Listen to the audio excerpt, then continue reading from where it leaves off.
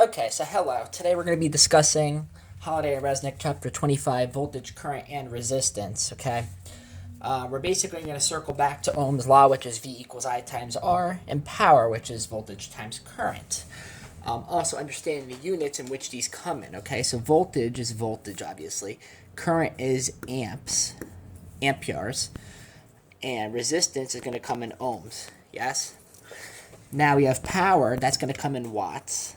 And that's obviously the rate of heat dissipation or the rate of power we have here. And then we have voltage again and current, which is the amperes, or amp, however you want to write it. Okay, so the point is, we're going to study two different types of systems, series and parallel circuits. Okay, in a series circuit, we have one single loop. It may be a little difficult to see from this zoom, but we do have one single loop.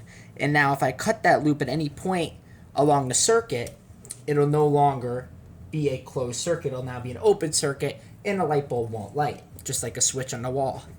However, the other thing now is with a parallel circuit, on the other hand, we still have like basically one single loop, but we're going to have like these branches in between, right? We're going to have this R1, R2 branch, R3, R4 branch. Now, I just made this a little complicated. You can honestly just have two, just R1 and R2, and have the loop circle back. But basically, we're going to study Ohm's law in both of these situations, V equals I times R. Now, I'm going to obviously try to make this a little simpler by eliminating some of these resistors in our practice problems. Now, there's one other type of circuit we didn't really discuss yet, and that is going to be the combination of both series and parallel. So we are studying series and parallel, but we're going to have a combination, which means I just knock out this one resistor, and this is in series, and these two are in parallel to each other. So R3 and R4, right, are in parallel, right? However, R2 is in series now in this situation, only in this situation, right? Now, R1 and R2 are in series. Now, when I bring R1 back, R1, R2 are in series with R3 and R4. They're grouped together. You could say that statement. You could also say that R2 and R3 are in series with R1 and R4. But I mean, that just makes it more complicated. Let's just look at the fact that if I eliminate R1, now I have R2. If I break the circuit here, if I cut this, the power will not flow through these branches, through any of it anymore. So that makes it a series part, makes R2 series with R3 and R4 together. Now notice how I say together, because later on we go to solve our combination problem. We're going to group these two together to help us solve for R2. That's the trick behind it, and that's the common misconception that students come across. They've lacked the intuition to basically, deduce the fact that, okay, well, I have to apply the intuition, not just apply Ohm's law, V equals I times R to everything. I also have to define that it's a series or parallel circuit, and that's the main thing that we have here, the main common misconception with these problems, and that's what I worry about the most. Okay, so that's why I'm making this video, and that's why it helps students understand the common misconception and how to solve these problems with ease. So now the only other thing here I want to discuss, I have V equals I times R written for a reason. And that reason is that in each of these circuits, this equation differs based on intuition. In a series circuit, voltage drop occurs, right? We have R1, it drops voltage for R2. R2 drops voltage. So if I measure the potential difference between R1 and V right here, and let's say this is the positive electrode and that's the negative electrode. If I measure the potential difference between these 2 points, it's going to be very different between the potential difference between those 2 points and these 2 points and those 2 points and anywhere along the circuit, meaning that voltage is changing, right? And current, however, is constant. So, and that's a very key clue here in solving these problems. This is where people, like I just said, fail the intuition, and this is why I'm making this video. Current is constant with a series circuit. However, voltage can change and will change, right? And then resistance is more of a material constant based on the resistor that I put in the circuit. So resistance is going to be given to us in these situations because we're not at the level which we're going to solve for resistance yet. This is more of a basic introductory video. Now, if I come down here, so this is my V equals I times R. These are my conditions.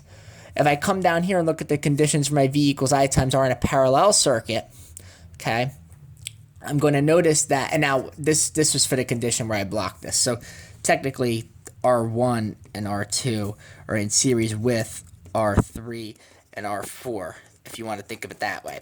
Okay, but that was just a basic knowledge, kind of a simple test. But now here, if I look at this, okay, I have the voltage flowing through. Here's positive, here's negative. Let's say the probe, yes?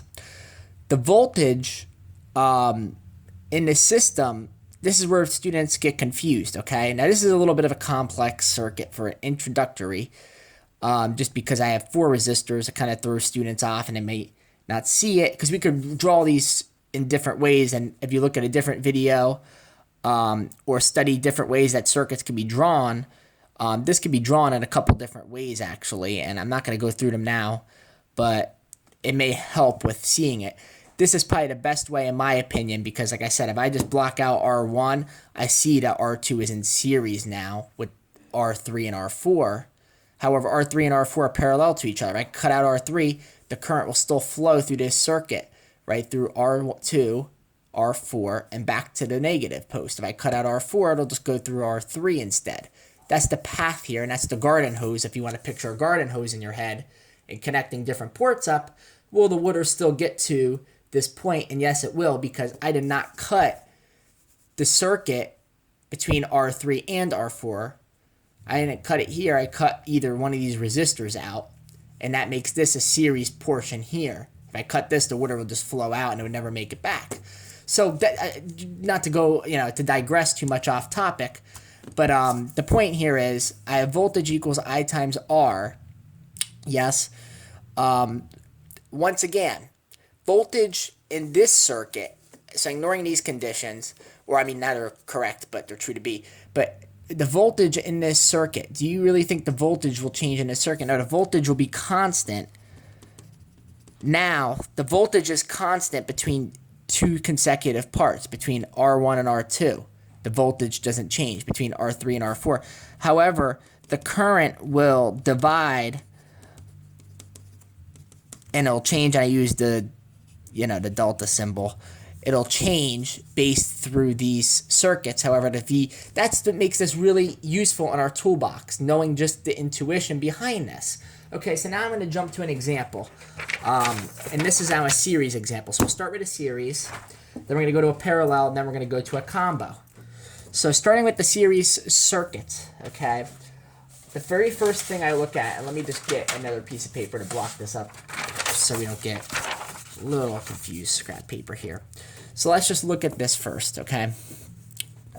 Series circuit, we're applying 15-volt battery, let's just say, and this is my positive probe, that's my negative probe, right? So the power is flowing through this loop, right? It's going to hit the 5 ohms. Doesn't matter which way it's flowing in these situations, because we're really just we're not studying electron flow, we're studying voltage and current, okay? So we don't really care about that right now. Let's just say the power is flowing through. Usually it goes from positive to negative, but it really doesn't matter in this case. So yeah, the power is flowing through, through this circuit. It hits the resistor 1. It drops the voltage, like I said originally. Hits resistor 2, it drops the voltage even more. So it comes back, and the voltage between these 2 points, right, is 15 volts in the battery. However, as it passes through the circuit, the voltage will drop by the time it gets back to the battery based on this loop. The current, however, will stay the same. If I put an ammeter in series here, and it's very hard for me to draw on, but if I draw an ammeter, let's just say I have my ammeter here, and I'm measuring the coulombs per second that are passing through this loop, it'll be the same, right? And just picture it, a garden hose again. The water flowing through here, if I force water through this loop here, it's going to flow through at the same rate here, correct? Coulombs per second, because what goes in must come out. Now, voltage, though, will be dropped based on a resistor because it's transformed into the form of heat. However, the flow will still be the same, forcing it through. The pressure is really what we consider the voltage. The pressure will change, however, the same amount of water will flow out. Now, if I put the ammeter in series with the circuit. Obviously, I have to put the ammeter in series because it flows through the ammeter. I can't put this ammeter in parallel, it will not work. And if I put a voltmeter in series, it'll just measure the potential difference. Okay, so that's the difference here. That's what we need to understand what goes on between the ammeter and the voltmeter. They work interchangeably, and everything works inversely of one another. Okay. All right, so let's cut out the intuition. Let's look at our first common question we have here. So one of our first questions would be, all right, let's find the voltage. Let's compute the voltage and current at R1. So right here is resistor 1, okay? I want to find the voltage and the current, okay? Very simply, we're going to use V equals I times R again, as usual. We're really just studying Ohm's law here, okay? Now the voltage, once again, the main thing is this is a series circuit. The voltage is changing based on the resistance, okay, as a result of resistance. So the cause is resistance, the effect is voltage drop, okay? So in which case, I expect this voltage to not be 15 volts after it hits resistance 1. Does that make sense to everybody? And I hope it does. Current, like I said, will be a constant, okay? Current will be a constant. But I don't even know the current coming through this circuit. That's the problem, all right? I know the resistance, so I'm given one known. This is an unknown, and so is this, okay? And most students will just go and plug the 15 in and solve for I in some situations, or they'll just go and plug the 5 in, and then they'll be like, wait, I don't know how to find the current. Let me show you how to find the current, okay? The current is the same through the circuit. Now, the way to find it is I'm going to use the total resistance and the total voltage, right? Because you would agree that V total is equal to I total times R total, right? And I want to find the total current flowing through the circuit because the total current isn't changing, right? Like I said originally, it's a constant, right? That's the cool thing about this. That's a cool discovery, right? It's like one of those things you get to use like calculus, and you never thought it would be as useful as it actually is. And this is so useful because the current is the same throughout this whole entire leg. The total current is the same. And that's what I want to solve for. So I total is going to be equal to V over R, okay? Total. Well, guess what? I was given the total voltage. It was 15 volts, right? And now R total is just going to be 8 plus 5, right? And it's a very simple computation. The computations here are very simple. So that's obviously going to be 13. So it's going to be 15 thirteenths, which is 1.15 ampere hours. Okay? It's 1.15 ampere hours is the current. Now, that's not what I was asked. I was asked to find the voltage. I was asked to find the current, yes. So that does answer that question. The current at R1 is the same as the current at R2 is the same throughout the whole entire branch. Like I said originally, the water flowing through has to be the same. The pressure, which is the voltage, we could define it as, right? We could correlate pressure of the water with voltage. That is going to change based on the resistors, but the water flowing through is still the same, right? 5 gallons of water flows through, 5 gallons must come out. The pressure at how forcefully it flows through will change from the voltage, but the same amount flows through. And that would make sense to everybody, right? Just like if I was squeezing a hot water balloon, right? For instance, the pressure may change based on the resistance I put on it, right? But it'll pop, and the same amount of water that's in that balloon will exit the balloon, right? Not a drop, unless it sticks to the balloon, but you know what I'm saying. The amount of water that's in the balloon will also leave the balloon. Based on the resistance, if the resistance doesn't change, the voltage, or the current in this case, the amount that flows out. And that's the idea with a series circuit, and that's what the most common misconception is. So the 1.15 amps is the current through the entire circuit. So I could say V equals 15 volts A equals 1.15 amps, and I can say that the resistance total is 13 ohms, right? And those are three things already that I found, which is very cool. It's like a puzzle, okay? So now, the next thing is to use this value to find the voltage at R1, right? So VR1, I know this might be hard to see because of the zooming of this camera, unfortunately, in the quality, but it is a cell phone camera. Anyway, V at R1 is going to be the 1.15 amps, right, times the resistance, which is 5 ohms. So VR1, we're finally going to find it, is the 1.15 times 5, and it is 5 point, just by plugging it simply into my calculator, it is 5 point, and let's round it up to a 77 volts. Okay, that's the voltage at R1. Now the next question will be the voltage and current at R2. Okay, well guess what? What did I say originally? The current at R1 is equal to the current at R2. Yes, because the current flows through it the same. So guess what? The current here equals 1.15 amps, right? So I at R2 is 1.15 ampere hours, right? And now I just want to find the voltage, which again, the voltage is equal to the I times R. So it's just 1.15, and now this is a very simple computation times 8, right? And let me just plug that in times 8. It is 9.23 volts, right? So that's the voltage at the end of these legs. Now, very, very, very interesting thing to look at right now. Most students do not see this. I explained voltage drop as a theory. Now it is shown experimentally. Well, I mean, you could do it experimentally in the lab, but it's shown. I explained the concept. Now I proved the theory mathematically. The voltage, if I measure with a voltmeter to this point, 5.77. The potential difference. This point to that point in that resistor, that's the voltage at that resistor, 9.23. Right? Well, actually, it goes from, yeah. So this is the voltage drop I'm experiencing this is the voltage at these two resistors, right? That's the idea here. So that's the interesting thing behind this, right? Is that the voltage is dropping. You can see the difference in voltage. I started at 15, I went to 5, now I'm at 9. You can see the voltage is dropping as it goes through this resistor, okay?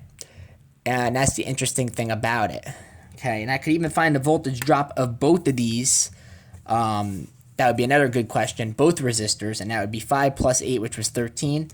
So it's 15 times 13, or I'm sorry, what am I saying?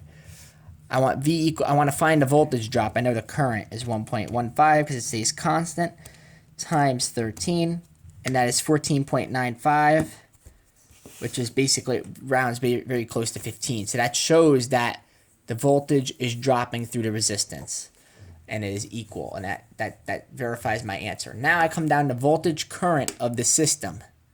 Okay, well, guess what? The voltage and the current of the system is another common question. The voltage of the system is already 15 volts. That was given, right? And the current we found was 1.15. Remember, it was the same ampere hours.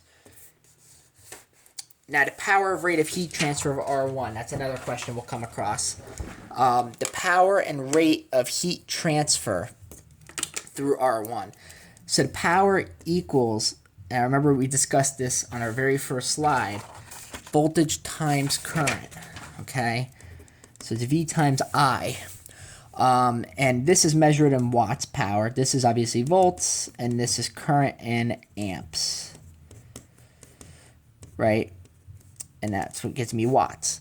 Okay, so I want to find the wattage or the power rate of transfer. Same thing. At R1, I could do it at R2, you know, but I'm just gonna do R1 because it's the same thing, and it's, you know, it just takes time up. So power equals, and I want to find the rate of heat transfer at R1. So I literally just plug in the voltage at R1 times the current at R1. It's that many amps, this many volts, right? And I can compute that, and it's a very simple calculation. It's just multiplication. and it is 6.64, let's say, is the power, and that's the number of watts. Okay? Interesting, right?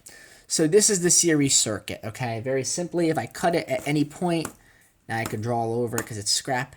Cut it at any point, the power will not flow through.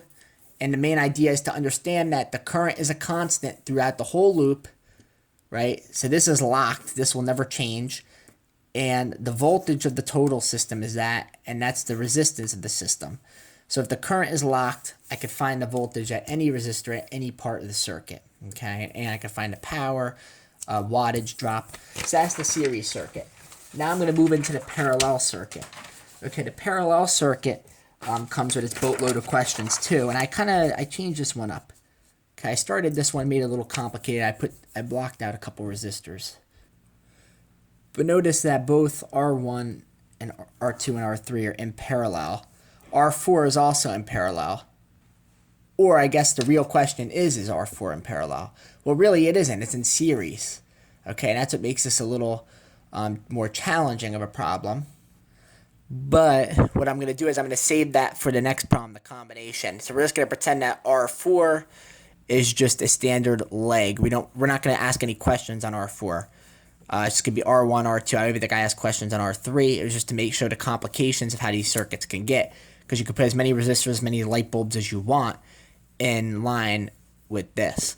Okay, so we could honestly ignore R4. We don't ask any questions about it. So it's really just going to be a straight leg, and we could actually just take it out completely. I don't ask questions about it, and I'm just going to show that this comes through just like that. Okay, very nicely. R3, I don't ask any questions either, but we'll just leave it there for now. Make it a little more confusing for you. No, I'm just kidding. So this is 5 ohms. A little hard to see. This is 10 ohms R2, which is right there, and this is R1. Okay, and the voltage total, again, we'll start with 15. R total is 30, let's say. I total I want to find, I don't know what it is.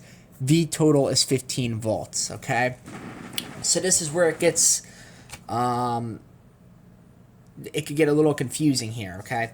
So here's a common question. Voltage and current at R1, okay? If I'm being asked to find the voltage and the current at R1, that's this one right here, R1, the first thing I have to do is I'm going to use V equals I times R again. But the first thing I have to do is think about what happens in a parallel circuit, okay?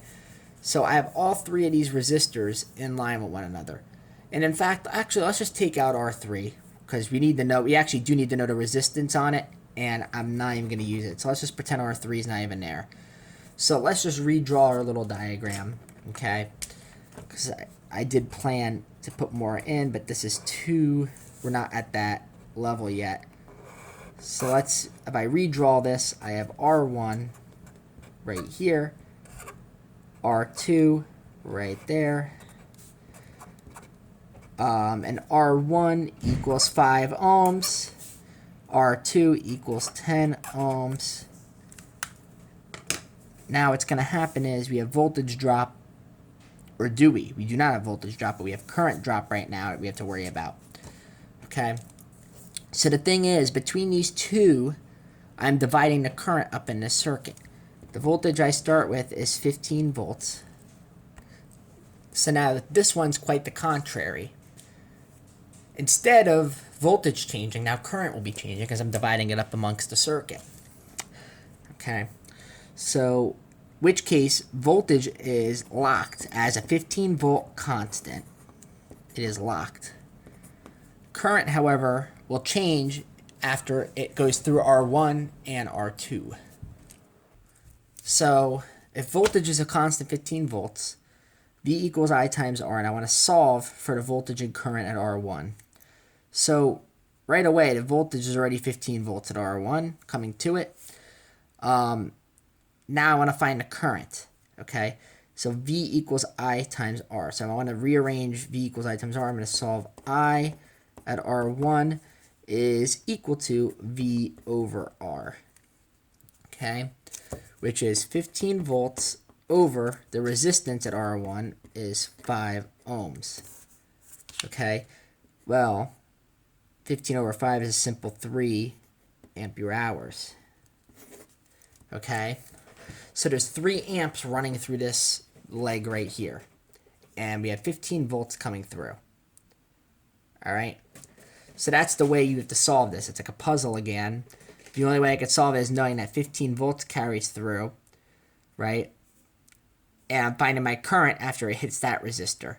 I can find the total current of the system by adding both of my resistors together and making it a series circuit. Isn't that an interesting thing? So if I add both of my resistors together, I can pretend that this is a 15 ohm resistor instead of a 5 and a 10. I can make this just one single loop, and this is what makes this really cool. I can make this one single loop and bring it back to the power source, right here, and this is still 15 volts, right? And this will just be a 15 ohm resistor, right? And then think about that. Isn't that interesting? So I could treat this basically as the same thing. This is a 15 ohm resistor, and that's a 15 volt power source. And now it's a series circuit, right? And that's how I'm going to use, that's the trick I'm going to use to solve my combination circuit very soon in the next problem. But in this case, I don't really need to do that because I'm just solving. I know that it's 15 volts coming through.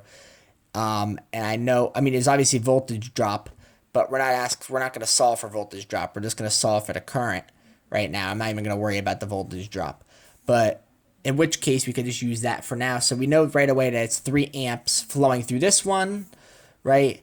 And that through this one, I'm going to solve here. So they want me to find the current and the voltage in R2.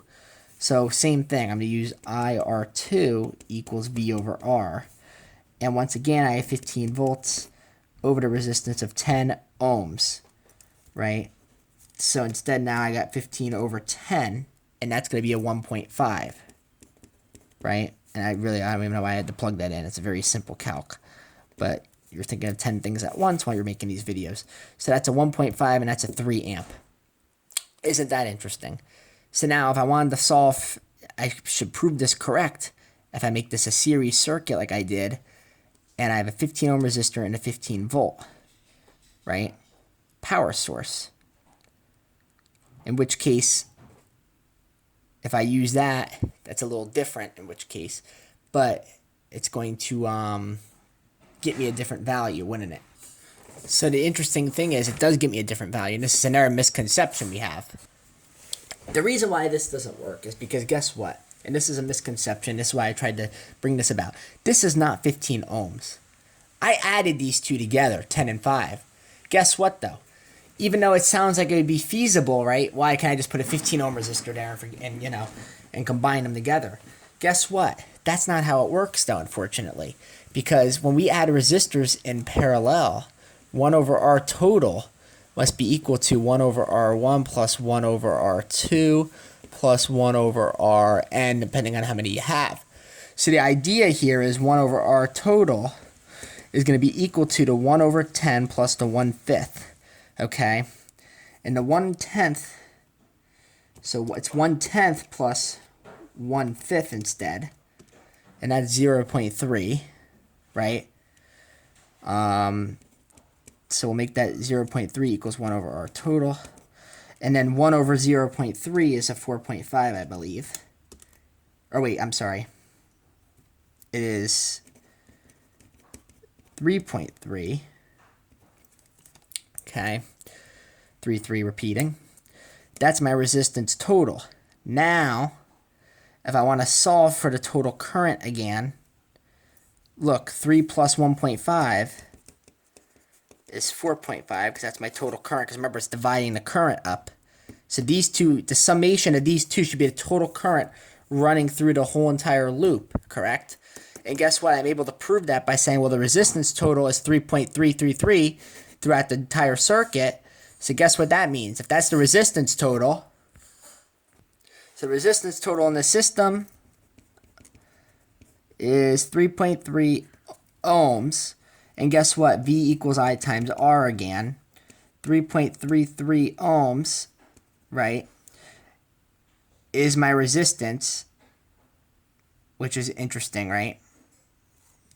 And now I can plug that in, I apologize. This is why this wasn't working. This is 0.33 ohms. Calculator error. So 0.33 ohms. Sorry about that. V equals I times the R. 0.33 times 15 should get me 4.5, and does it. Let's see. This would be the magic of the problem. Oh, hold on. I still didn't put the right number in. It was 1/10 plus 1 divided by 5. 1 divided by 0.3. Oops, sorry. I apologize for the small math errors. So, if you take the resistance of 3.33 ohms, I was right the first time, and use V equals I times R, I put 15 equals I times that, and I get 4.5 amps, right? Using the total resistance of the system, which is not 15, like we said, tried to mess us up on that, but the total resistance of the system is indeed 3.33 ohms. V equals I times R, 15 over that will get me 4.5 amps, and that is the total current running through the system, 4.5 amps, and it is divided up into 1.5 at the 5 ohm at the 2 ohm resistor, and 3 amps at the 5 ohm resistor. And that because it makes sense that a smaller resistance will allow more current to flow through, and a larger resistance will allow less current to flow through based on V equals I times R, where voltage is a constant, and these two have to flip proportionally and inversely. They're inversely proportional to one another. It's just like a garden hose. If I squeeze it more, it increases the pressure. If I decrease the area, the cross section, it increases the pressure, which is the voltage. But however, if the voltage stays constant, it'll just alter the current, yes, and slow the current down.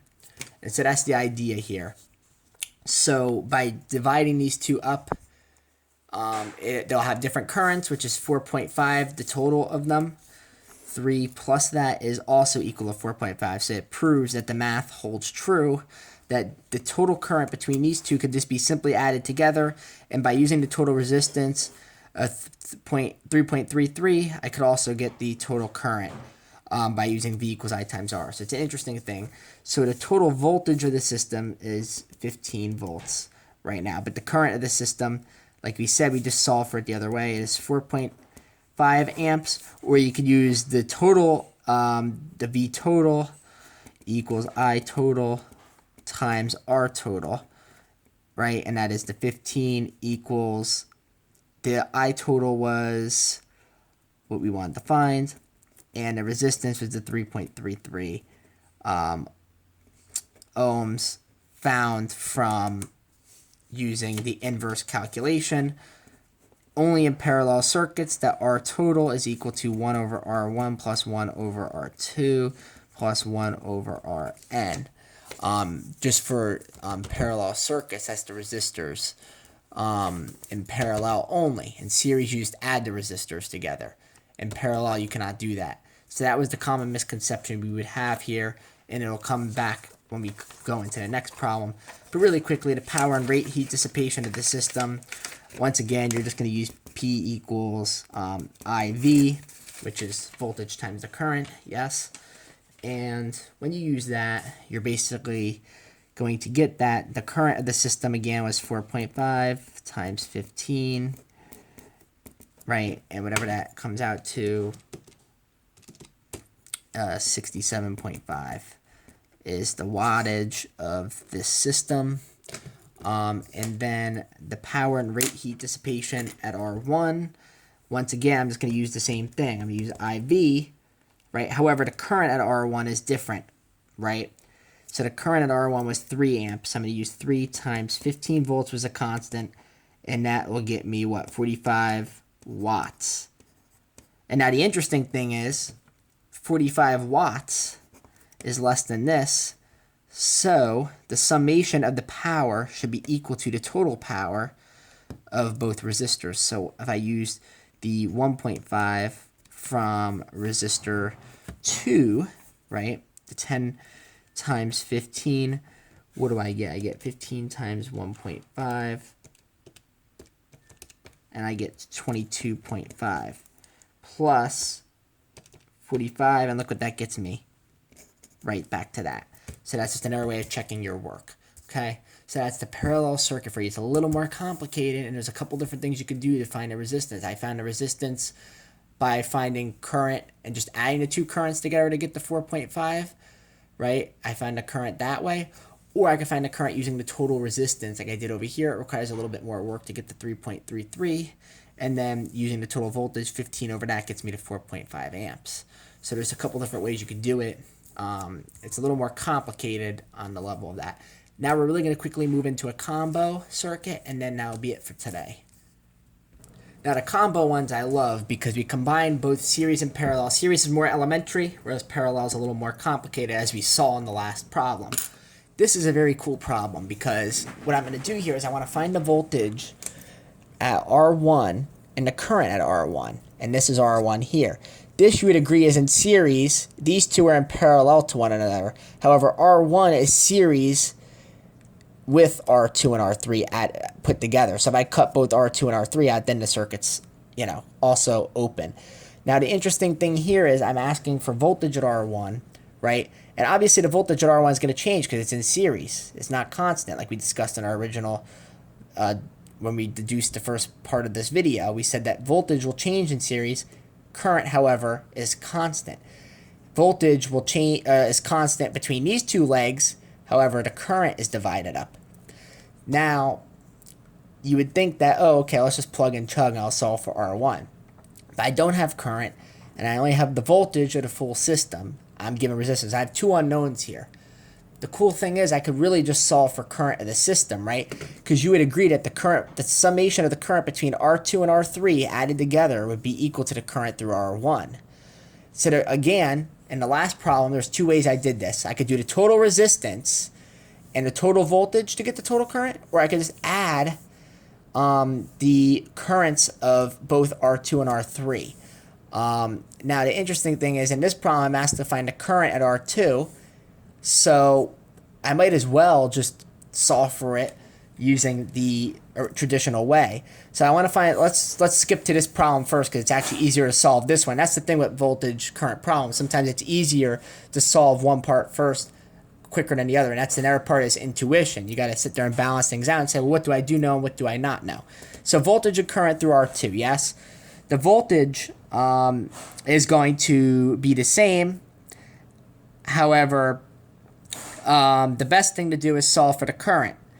So let's solve for the current through R2. All right, so the current through R2. Well, we used to use V equals I times R, right? V equals I times R. I know the resistance at R2 is 5, and I know the voltage is 15. So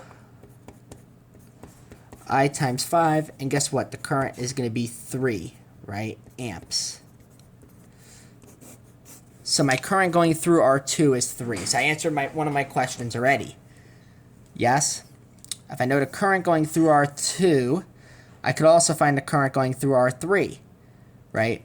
So the current coming through this guy is, again, V equals I times R. I know the voltage is 15. I want to solve for the current. I have the resistance of 10. So I get 15 over 10. It's kind of like the last problem. 15 over 10 was the 1.5, right? Amps. Again, I could add these two together, and I'll get 4.5 to be the current through the system. So the voltage and current through the system, so the current through the system equals 4.5 amps because of the 3 plus the 1.5. And I could also solve for that using the resistance tool. And now the interesting thing is if I want to use the resistance tool, the V total equals R total plus or times I total. And I want to solve for current this way. Well, guess what? V total is 15. R total, now I have a combination of two different things here. This is very cool. I have resistance is going to be 5, right? Just like, because I add resistors in series the same way, right? I just have 5, and I would say it will plus R2. But however, these two are in parallel. So what I must do is I must add these two resistors separately and substitute them in, right? So this is 5 as the resistance of R1 plus, to find the total resistance, because this is like a problem inside of a problem. I want to find the R total. I must take, right, the R total between these two. So the R total between R2 and R3 is going to be equal to 1 over R total equals 1 over 10 plus 1/5. Remember that? So it's 1 divided by 10 plus 1 divided by 5, right? 1 divided by the answer is, again, the 3.33. So our total, if I solve for that, I get 3.33. And I could substitute that in here times I total.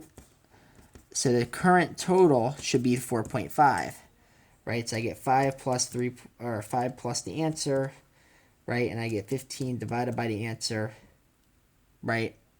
And I should get approximately 1.5. It may be a little different just because of the way rounding worked, but it should be, it should be the 4.5 amps coming through, yes? Did anybody get this as their answer? And guess what? No, that wouldn't be the answer, because guess what? I don't need to include 5. Why do I not need to include 5? And this is testing you. I do not need to include the 5 because this 5 doesn't affect the current at all. Only R2 and R3 affect the current, correct? So, in which case, I don't need to include that, and I would get an approximate answer of 4.50 if I didn't, right? So then I get I total equals 4.5. So that's another way to solve it. There's different ways of solving these things, obviously. Obviously, the voltage throughout the system is going to be 15 volts. So the current, I got 4.5. I got the current through R2. I also want to find the voltage through R2, correct? Now, if I come back up here, I got the current through R1, right? The current through R1 is the total current of the system. Remember what I said, it doesn't affect, R1 has no effect on it. So that's why it's not included here. So, because the current flowing through, the summation of the current through these guys is going to be equal to the current going through that. It has to be, because what goes in must come out. So the amount of water that goes in must be the water that exits. Obviously pressure and things along those lines will affect the rate, but we're not worried about the rate. We're worried about the amount. So the amount will still be the same. So the current through R1 is equal to the current of the system, right? And that's equal to 4.5 ampere hours. Now the voltage at R1, well, guess what? Now I just solved V equals I times R. I know the current through the system is 4.5, and I know the resistance of that is 5. So I'm just really uncovering things here. And I get about 22.5 is the voltage after it hits R1.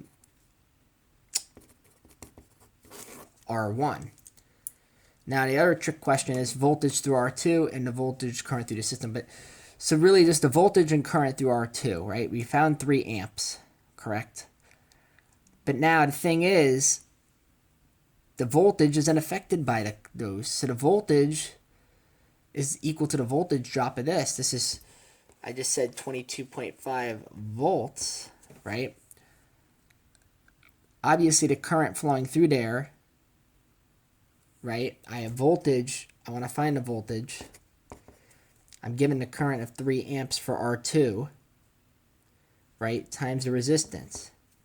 And look what I get. I get 15 volts, right? Because this does not affect voltage. Same thing with this. R3, 1.5, right? If I want to find the voltage coming through the system, it's 1.5 amps times its resistance. What do I get?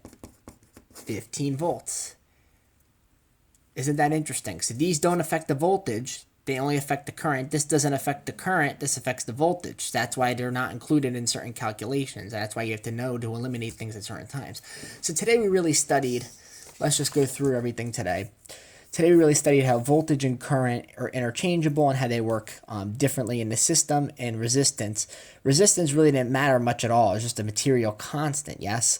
But really what mattered was the way that the resistors are used in the circuit, whether it's in series and parallel, and the relationships are interesting, right? I still get 15 volts from both of these guys because they don't affect the voltage, and I'm going to have 4.5, the summation of this current, 4.5, equal to the current coming through this, right? And so that's the interesting thing about this. And I couldn't go divide 15 over 5 and get 3 because that's incorrect. The current coming through here is not 3 because the series circuit does not affect that. Only the parallel circuit affects the current. So that's basically what it comes down to. That's the summary of this, and that's why I put a couple trick questions in here to kind of trip you upon and realize I did not need to include the 5 here because it does not affect the current. And in this case, I did not have to worry about anything else to affect the voltage here because this is the only thing that affects the voltage. These do not. So the voltage coming through there must be 15. The currents will differ because they only change current. So they only alter that. So I hope you had a better understanding of voltage current problems in this video, and I hope it helps out. Thank you for watching.